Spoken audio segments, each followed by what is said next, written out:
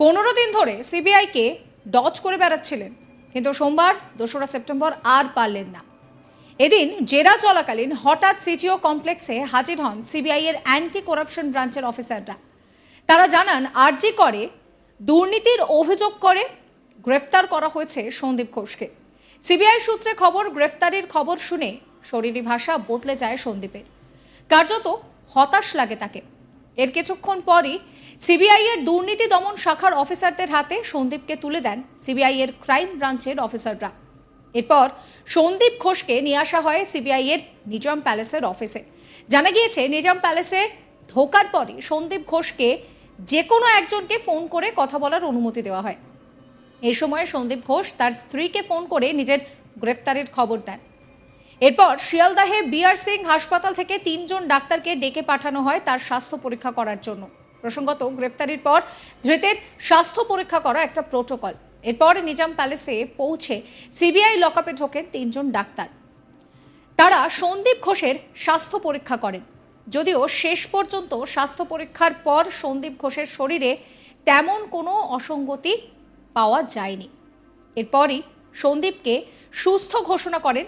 CBI এর lock-up থেকে বেরিয়ে যান ওই 3 ডাক্তার। গ্রেফতার হওয়ার পর সিবিআই হেফাজতে রাতে কিভাবে কাটালেন তিনি? জানা গিয়েছে, তাকে গ্রেফতার করার পর একটি ফোন করতে দেওয়া হয়। নিজের স্ত্রীকে ফোন করে গ্রেফতারির কথা তিনি জানান। এরপর রাতে তাকে সিবিআই এর সেলে ঢোকানো হয়। এরপর তাকে ঘুমাতেও দেওয়া হয়। জানা গিয়েছে, রাতে ঘুমাতে পারেননি সন্দীপ। অনেক রাত পর্যন্ত শুয়ে এপাশ ওপাশ করতে থাকেন। তার আগে রাতে খাবার দেওয়া হয় তাকে, কিন্তু সিবিআই সূত্রে খবর যে সেই খাবার তার মুখে ওঠেনি।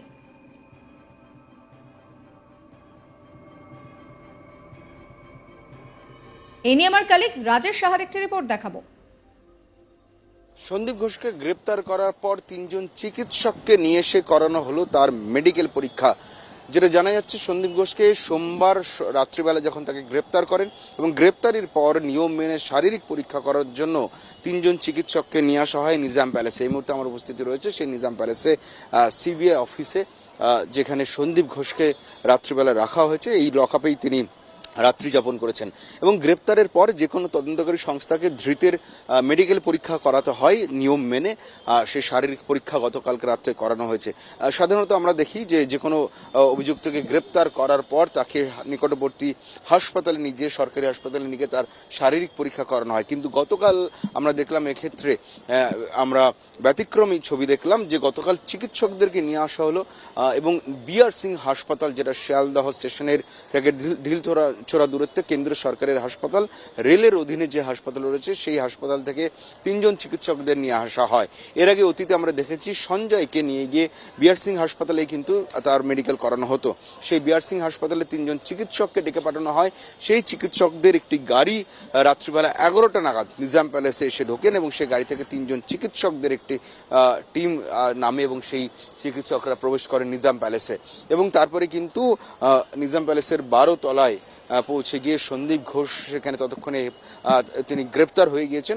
সন্দীপ ঘোষের শারীরিক পরীক্ষা করানো হয় এবং সেই শারীরিক পরীক্ষা করানোর পর তার ফিট সার্টিফিকেট দেন চিকিৎসকরা, যেটা খুব স্বাভাবিক নিয়ম মেনে তার মেডিকেল পরীক্ষা করানো হয়েছে।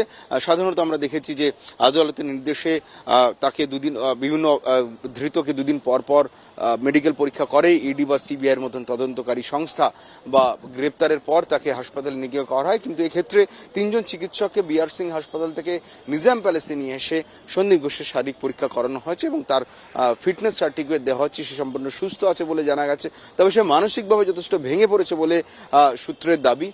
যে সন্দীপ ঘোষ গ্রেপ্তারির পর থেকে কিন্তু সে যথেষ্ট, তার মনোবল যেটা চাঙ্গা ছিল সেটা কিন্তু যথেষ্ট তার মধ্যে চির ধরেছে। সে আগের থেকে যথেষ্ট চুপ হয়ে রয়েছেন, যথেষ্ট কম কথা বলছেন এবং রাত্রিবেলা কিন্তু বিনিদ্রার রাত কেটেছে, এমনটাই আমরা জানতে পারছি। এবং আজকে সকালবেলা তাকে আরো ঘন্টা 2 জিজ্ঞাসাবাদের পর সন্দীপ ঘোষকে আজকে আদালতে পেশ করা হবে। তবে আগের যে দাপট, যে ডোন্ট কেয়ার অ্যাটিটিউড ছিল সন্দীপ ঘোষের, যে ওভার কনফিডেন্স আমরা দেখেছি, যে বডি ল্যাঙ্গুয়েজ দেখেছি, তা কিন্তু সন্দীপ ঘোষের মধ্যে এখন এই মুহূর্তে দেখা যাচ্ছে না বললেই চলে। তার কারণ সন্দীপ ঘোষকে যখন গতকালকে রাত্রিবেলা তোলা হয়েছিল, যখন তাকে সিজিও কমপ্লেক্স থেকে নিজাম প্যালেসে নিয়ে আসা হয়, সেই সময় কিন্তু সন্দীপ ঘোষের বডি ল্যাঙ্গুয়েজ একেবারেই ভিন্ন ছিল। তার সেই বডি ল্যাঙ্গুয়েজে কিন্তু অন্য ছবি ধরা পড়েছে। আগের সেই সন্দীপ ঘোষের মধ্যে, যে তিনি যখন সিজিও কমপ্লেক্সে ঢুকতেন তার মধ্যে যে ডোন্ট কেয়ার অ্যাটিটিউড আমরা দেখতাম সেই ছবি কিন্তু ধরা পড়েনি। তবে সিবিআই সূত্রে দাবি তাকে গ্রেপ্তারির খবর জানানোর পর কিন্তু মানসিকভাবে যথেষ্ট ভেঙে পড়েছেন আর.জি. কর হাসপাতালের প্রাক্তন principal doctor Sandip Ghosh. CBI কাস্টডিতে জীবনের প্রথম রাত কাটালেন আর.জি. কর হাসপাতালের প্রাক্তন প্রিন্সিপাল ডক্টর সন্দীপ ঘোষ। গতকালকেই তাকে সিবিআই গ্রেপ্তার করেছে এবং প্রথমবার কোনো হেফাজতে রাত কাটালেন ডক্টর সন্দীপ ঘোষ, কারণ এর আগে কখনো তাকে গ্রেপ্তার হতে হয়নি। প্রথমবার তিনি গ্রেপ্তার হলেন এবং সেটা কেন্দ্রীয় তদন্তকারী সংস্থার হাতে, সিবিআইয়ের হাতে গ্রেপ্তার হয়েছেন সন্দীপ ঘোষ। সোমবার সন্ধ্যাবেলা তাকে সিজিও কমপ্লেক্স থেকে তুলে নিয়ে যান নিজাম প্যালেসের অ্যান্টি কারাপশন ব্রাঞ্চের অফিসাররা এবং তারপরে তাকে গ্রেপ্তার দেখানো হয় এবং প্রথম রাত তিনি কাটালেন। এই মুহূর্তে আমি যে রয়েছি সেই সিজিও কমপ্লেক্সে, ক্যামেরা পার্সন সাত্তকী আচার্য দেখাচ্ছে সিজিও কমপ্লেক্সের এই দ্বাদশ তলেই রয়েছেন এই মুহূর্তে সন্দীপ ঘোষ। তাকে রাত্রে গ্রেপ্তার করে নিয়ে আসার পর তাকে সিবিআই নিজস্ব লকআপে তাকে রাখা হয়েছে এবং এই মুহূর্তে সিবিআই লকআপেই রয়েছেন ডক্টর সন্দীপ ঘোষ। প্রথম রাত লকআপেই কাটিয়েছেন। তাকে যেটা জানা যাচ্ছে, কালকে রাত্রিবেলা যখন 7:30-8টা নাগাদ তাকে এই অফিসে নিয়ে আসা হয় তখন তাকে প্রাথমিকভাবে মৌখিকভাবে জানানো হয় যে তাকে গ্রেপ্তার করা হচ্ছে এবং অফিসে নিয়ে আসার পর গ্রেপ্তারির সে প্রক্রিয়া শুরু হয়। অফিসিয়াল যে পেপার ওয়ার্কস রয়েছে যে সেই সমস্ত প্রক্রিয়া শুরু হয় এবং সেই প্রক্রিয়া চলাকালীন তাকে সুযোগ দেওয়া হয় তার পরিবার বা নিকট আত্মীয়কে ফোন করে এই গ্রেপ্তারির খবর জানানোর জন্য। যেটা সূত্রের দাবি, তিনি তার বাড়িতে ফোন করেন, তার স্ত্রীর সঙ্গে সিবিআইয়ের অফিস থেকে তিনি ফোন করে তিনি তার গ্রেপ্তারির কথা জানান এবং তার আইনজীবীকে খবর দিতে বলেন এবং এরপরেই তার রাত্রিবেলা তাকে সমস্ত প্রক্রিয়া শেষ হওয়ার পর তাকে অ্যারেস্ট মেমো তুলে দেওয়ার পর সন্দীপ ঘোষকে বিশ্রামের জন্য সময় দেওয়া হয়। প্রথম রাত তার লকআপে কাটলো এবং যেটা জানা যাচ্ছে, যেটা সূত্র মারফত বলা হচ্ছে যে প্রথম রাত কিন্তু বিনিদ্রা রাত কেটেছে ডক্টর সন্দীপ ঘোষের, কারণ প্রথমবার তিনি গ্রেপ্তার হয়েছেন তিনি কিন্তু প্রস্তুত ছিলেন না এই গ্রেপ্তারির জন্য।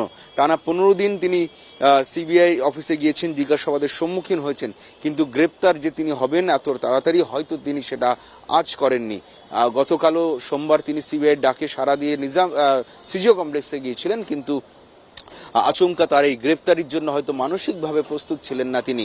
ফলে রাত্রিবেলা গ্রেপ্তার করার পর তাকে যখন সিবিআই জানান যে তাকে গ্রেপ্তার করা হয়েছে, সেই সময় কিন্তু যথেষ্ট মানসিকভাবে ভেঙে পড়েন ডক্টর সন্দীপ ঘোষ এবং বিনিদ্রা রাত তিনি কাটান। রাত্রিবেলা সারা রাত তিনি সে অর্থে ঘুমননি বলে আমরা জানতে পারছি এবং রাত্রিবেলা তাকে বিশ্রামের জন্য সময় দেওয়া হয় এবং আজকে সকালবেলা ঘুম থেকে ওঠার পর তাকে চা জল খাবার এবং ব্রেকফাস্ট দেওয়ার পর কিন্তু প্রায় ঘন্টা তাকে জিজ্ঞাসাবাদ করেন সিবিআই আধিকারিকরা এবং আজকে দুপুরবেলা তাকে বের করে নিয়ে যাওয়া হচ্ছে।